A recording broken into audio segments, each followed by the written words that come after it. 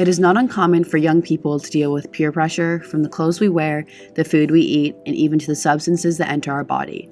Vaping is no different, and over the years, the problem has been brought to the attention of parents and teens across the country. In fact, according to a study done by the National Institute on Drug Abuses Monitoring the Future, or MTF, in 2020, MTF found that 18% of 8th, 10th, and 12th graders reported vaping nicotine in the past 30 days. And while this might sound shocking to some, teens are actually paying attention to the negative effects vaping can have. In the next 30 minutes, we will speak with a former vapor and other health professionals to learn all about the mental and health risks of vaping.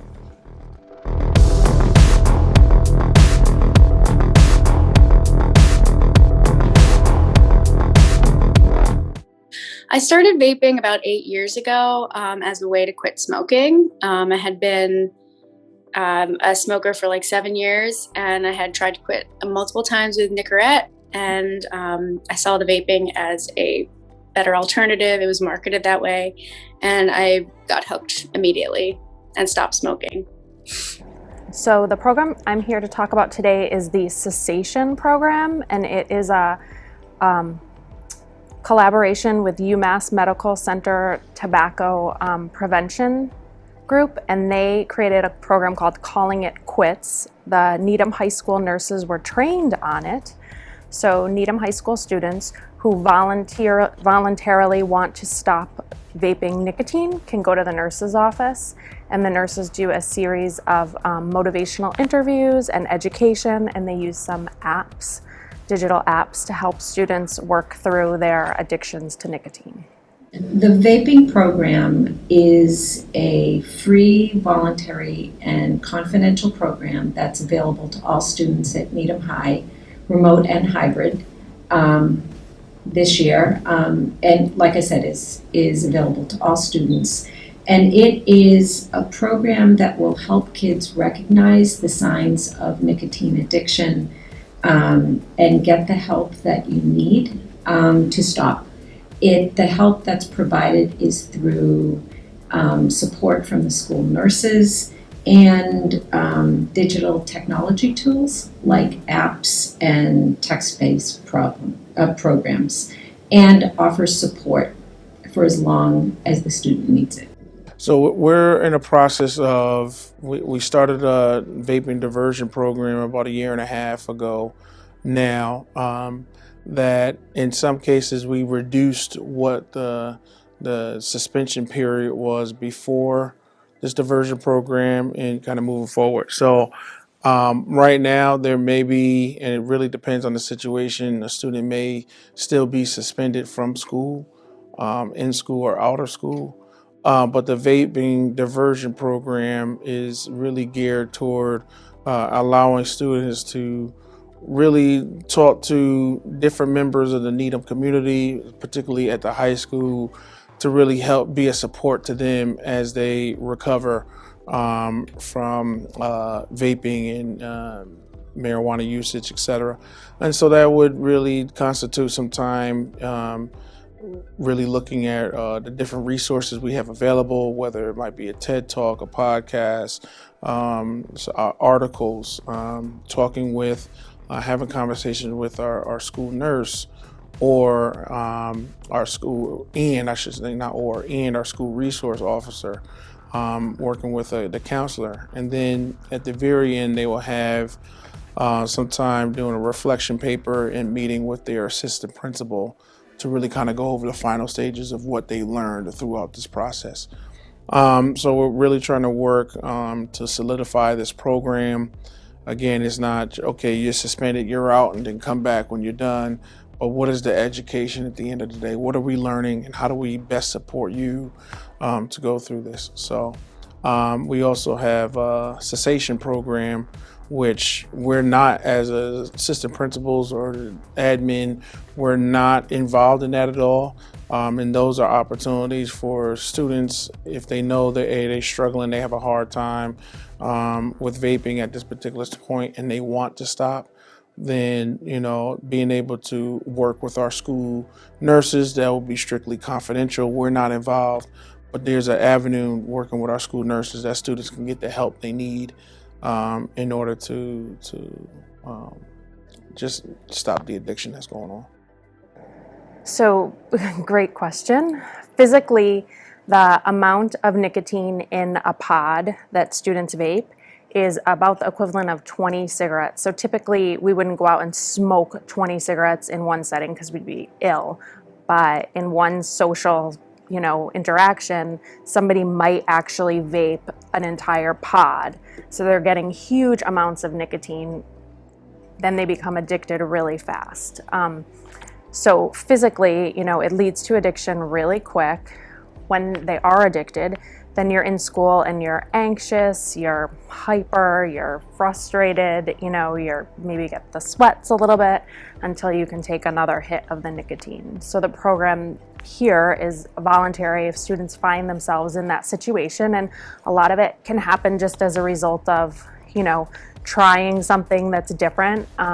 So it's voluntary, it's confidential, and the cessation program through the nurse's office will help students to stop vaping. Emotionally, it was terrible. Like, first of all, I became so dependent emotionally, like that it was like my like stuffed animal. Like it became like a comfort blanket that I had to take with me everywhere. Like I felt like I couldn't deal with my life, like without having to vape constantly, which is ridiculous because we all can deal with our lives without having an addiction. And actually having addictions makes dealing with life on life's terms worse. Like every time I would be in a tricky like relationship issue or friend issue or work issue or musical issue or anything really, I mean, I would just run to the vape. But at the end of it for me, it was much worse than that because I forgot what it was like to just breathe and exist on my own. Honestly, like I had to quit. Like it was like for me, like if I didn't quit cold turkey, like this thing was going to kill me. Like I knew it. Like I just felt like I was hooked up to the vape like all the time. I mean, I couldn't even just exist without it. And it's so highly addictive that you don't even think about it. You're just like constantly vaping, right? So like emotionally, I just like lost trust in myself, in being capable as a human, breathing on my own, which is like, you're born to breathe. We are born to breathe. We do not need to put any poison into our body. You are going to be 100% okay with your breath, just breathing. So like like for me psychologically, that was the worst. It was the worst. Like, I mean, physically, yeah, I mean, I'm running much better now and my teeth are white and like, I feel like I'm almost completely physically healed. No more headaches. I don't feel like I'm going to get a brain tumor or have a seizure or something or have a heart attack. But like emotionally, it is just this feeling of like, you put yourself into a cage by needing something outside of yourself to feel better, to shift your mood or to shift your perception of life. That is addictive behavior. And it doesn't matter if it's vaping or alcohol or food or drugs or whatever. You're doing something outside of yourself to feel normal. And so like the physical and the psychological, they're very closely intertwined. And I would just, it's just, they really, the companies want you to be addicted. There is nothing wrong with you as you are. You don't need this. They want you to be addicted. That's their goal. They need to make money, but there's lots of ways to make money in the world. And you don't have to choose. You don't have to give your money to these companies. Vaping is detrimental to the body. The amount of nicotine in one pod is equal to 20 cigarettes. The chemicals that are included in the pods can be harmful to your respiratory tract and your lungs. And because teenage brains aren't fully developed, it's easier to become more addicted and then to have to manage the addiction, physical addiction to nicotine. Yeah, so vaping is I think vaping is a problem at Needham High School and really across the country right now. It's really a huge issue. And part of the reason why it is a problem is just not only for the health risks that would happen with the individual that get caught being addicted to vapes and everything else, is that folks aren't educated with it. The adults, and it's so hard to detect at this point. So they got this like odorless vapes out there that folks are not only, you have to deal with nicotine, but you got to deal with like THC and marijuana and whatever else that's a part of that as well. So you got students that are getting high, really. And the warning signs, the signs aren't visible like they have been in other means of getting high from before. And so that's the major problem, and the mixing of drugs and alcohol play a part as well. And so, we're starting to see, I think vaping's really been kind of a phenomenon about 4 or 5 years now. So we're starting to see some of the ramifications from kids that have been vaping for a long time and some of the effects of that now. But it is a problem with our Needham students, and we're hoping to really help solve this mystery and really help support students and their families as they deal with this crisis. So through the cessation program, the nurses will work with the students and help them kind of find different ways to say, I'm not interested in doing that, to kind of address the peer pressure, and then different things to do. A lot of vaping can start as a relaxation method. So the nurses will give the students some ideas of different ways that they can relax besides using nicotine. It starts off as something that works for you, and then it quickly backfires and gets expensive and turns into addiction. So yeah, relaxation is a huge thing. Addressing peer pressure is a huge thing. Stress, how are you coping with stress? Finding some healthier ways to do that. They should come to us. We are available every day. We're in the office from 7:30 until 3. You can reach out by email. You can drop by the office. We will help you confidentially. We will try to learn your story and give you the support that you need, and in a way that you find it helpful. I would say just stop as soon as you can. So the industry is targeting you on purpose. At first, when vaping was like a thing, it was targeted towards people who were heavy smokers. It was in the beginning stages, it was a positive thing. And then what happened was these companies, whenever there's a push to do something good, there's always the dark side. And of course, it's money. And so actually, if you do some research, the vaping industry is actually run by Big Tobacco now. So Big Tobacco is targeting you guys. You're getting screwed by the companies, basically. They want your money. And this is no different than in the 1960s when cigarette companies were targeting women and teenagers to smoke. It's like literally the exact same thing. It's just the modern version of it. And it doesn't make you look cool. It doesn't make you prettier or thinner or hotter or calmer. Doesn't make you study any better. You have everything you need inside of you. You have your breath. You have your brain. You don't need this poison. It's what it is poison. And it's not just physical poison. It's emotional poison.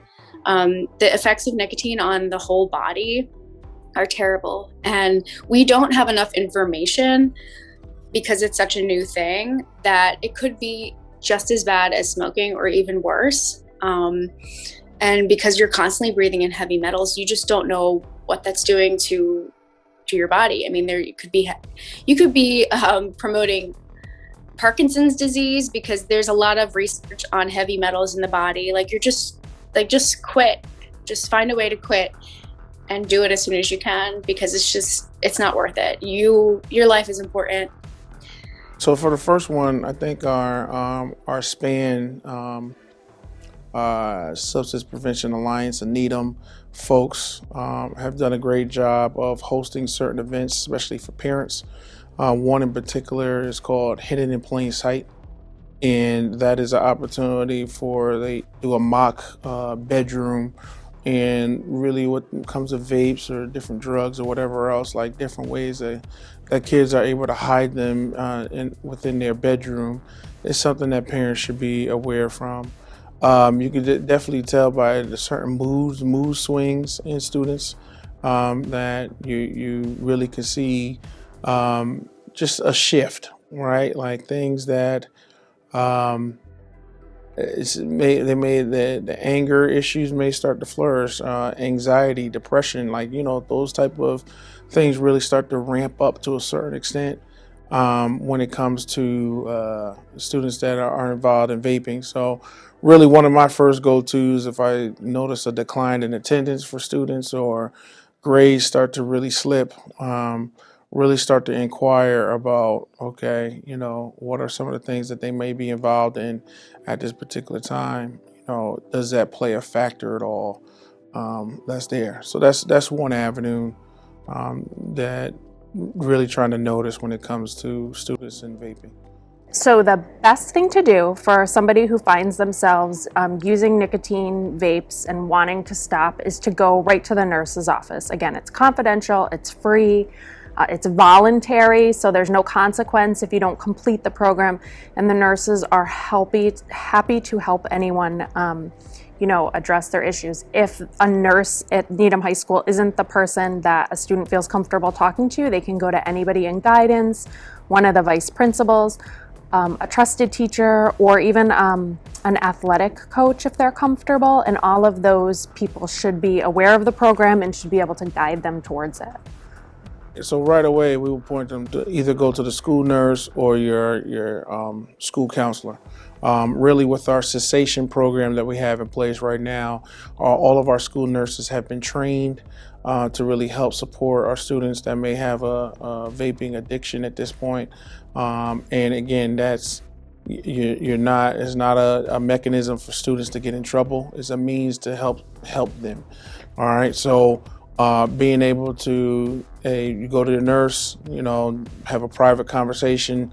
Here's my struggle at this particular point, and working with the school nurses to really help you, support you in the things that are going on is the most important, right? We're not going to know. It has nothing to do with admin, so we're not involved in that at all, but the resource there is available for you to ensure that the help you need, you'll be able to get that.